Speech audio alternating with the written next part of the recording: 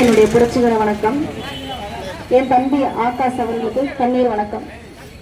உண்மையிலே இந்த கூட்டம் இவ்வளவு கூட்டம் தானா அப்படின்ற போது ரொம்ப வேதனையா இருக்கு. அத்தனை தலைவர்கள், அத்தனை இயக்கம், அத்தனை பேரை போட்டாச்சு. வாங்க இங்க வந்து எங்களுக்கான நீதியை கொடுங்க, ஒரு தம்பி செத்து போயிட்டா வாங்கன்னு சொல்றோம். இதுக்குமே வரலாற்று நீங்களா எதுக்கு இயக்கத்தை ஆரம்பிச்சீங்க, நீங்களா எதுக்கு அமைப்பு ஆரம்பிச்சீங்க, நீங்களா எதுக்கு கட்சி ஆரம்பிச்சீங்கன்னே தெரியல. ஒரு சமுதாயத்துல ஒரு பிரச்சனை, நமக்குண்டான பிரச்சனைக்கு அண்டான தீர்வுகளே கிடைக்கலன்னா அப்புறம் எதுக்கு நீங்க இயக்கம்? இங்க இருக்க தலைவர்களா இவ்வளவுதான் தலைவர்களா? நம்ம சமுதாயத்துக்கு இவ்வளவு பெரிய பிரச்சனை நடந்திருக்கு. ஒரு பையன் லாக்அப் டெத் அடிச்சு 50 வருஷமா 50 நாளா 60 நாளா வந்து அந்த பையனோட இன்ன வரைக்கும் அவனுடைய உடம்பு வாங்காம இருக்கு. அந்த தாயினோட வேதனையை நினைச்சு பாத்தீங்களா? இப்ப கூட வரலன்னா என்ன வந்து நீங்க வந்து இத்தனை தேர்தலுக்கு எல்லாம் சரி ஒரு சாக்கு சொன்னீங்க. நாங்க இவங்களுக்கு வாக்கு வாங்க போறோம், அவங்களுக்கு வாக்கு சேகரிக்க போறோம், தேர்தல் நேரம் நாங்க வர முடியாதுன்னு சொன்னீங்க. இன்னைக்கு என்ன? இன்னைக்கு தேர்தல் முடிஞ்சு எத்தனை நாள் ஆச்சு? இன்னைக்கும் வந்து இந்த தம்பிக்கு வந்து நீங்க வந்து நீதி கிடைக்கிறதுக்கான வரலன்னா ஒரு பிரயோஜனம் இல்ல. தயவு செய்து நீங்க எல்லாம் கட்சி ஆரம்பிச்சு இயக்க ஆரம்பிச்சு என்ன செய்ய போறீங்க இந்த மக்களுக்கும் தெரியல. ஒரு பையன் உயிர் போயிருக்கு. இந்த நேரத்துல நான் சொல்றேன், போன ஒரு மாசத்துக்கு ஒரு 2 மாசம் பிப்ரவரி மாசம் ஒரு கல்யாணம், இந்த இடத்துல ஒரு ராம்நாட்ல ஒரு கல்யாணம்.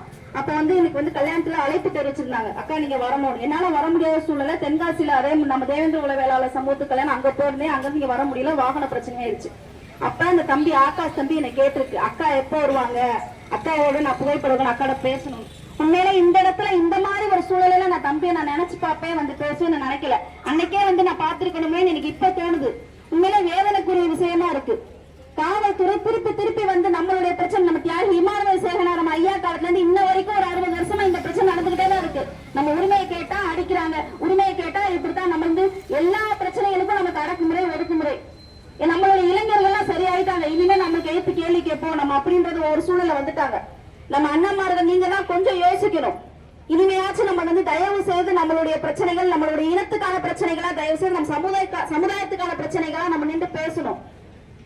நம்ம முன்னோர்கள் எப்படி இருந்தாங்க, அப்ப இமானுவேல் சேகர்ல இருந்து அப்பா பசுபதி பாண்டியில இருந்து பழனி பாபா குரல் கொடுத்த வரைக்கும் இப்ப இருக்கிற இறந்த ஆகாஷ் தம்பி வரைக்கும் ஒவ்வொரு தம்பி நம்ம சமுதாயத்துக்காக நின்றவர் தான். அந்த நேரத்துல யோசிச்சு பாருங்க, அந்த தம்பி எவ்வளவு வலியல் வேதனைகளா இருக்கும்.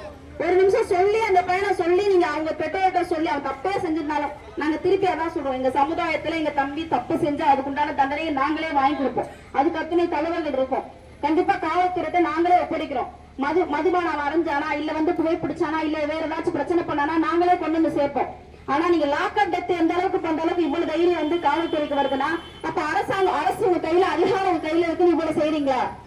இனி நாங்க விட மாட்டோம். திருப்பி வந்து நாங்க இவ்வளவு தூரத்துக்கு பிரச்சனை பண்ணி நாங்க இவ்வளவு நிக்கிறோம்னா இது எல்லாம் இங்க மானாமதுரையே ஸ்தம்பிச்சு போற அளவுக்கு பெரும்பாலான கூட்டம் இங்க வரும். அத்தனை சமுதாய இயக்க தலைவர் இங்க வருவாங்க. ஒரு சமுதாய பிரச்சனை மட்டும் இங்க முடிக்க மாட்டோம். எல்லா தமிழ் குழு பிரச்சனையா இருந்து இந்த இடத்துல ஆகாசுக்கு ஒரு நீதி வேணும். நீதி வர வரைக்கும் இறுதி வரை போராடுவோம். இது பழனி மாமா மாணவர்கள் சார்பாகவும் பழனி மாமா மாணவி சார்பாகவும் கண்டிப்பா நான் அவருக்கு வந்து கண்டம் தெரிவிச்சுட்டு அவருக்குண்டான காவல்துறைக்கு உண்டான நீதி வேணும். அதே மாதிரி காவல்துறையில நீங்க என்ன பண்ணீங்க, எங்க தம்பிகளை எவ்வளவு கொடூரம் பண்ணீங்க, அதுக்குண்டான தண்டனை கண்டிப்பா வழங்கப்படும்.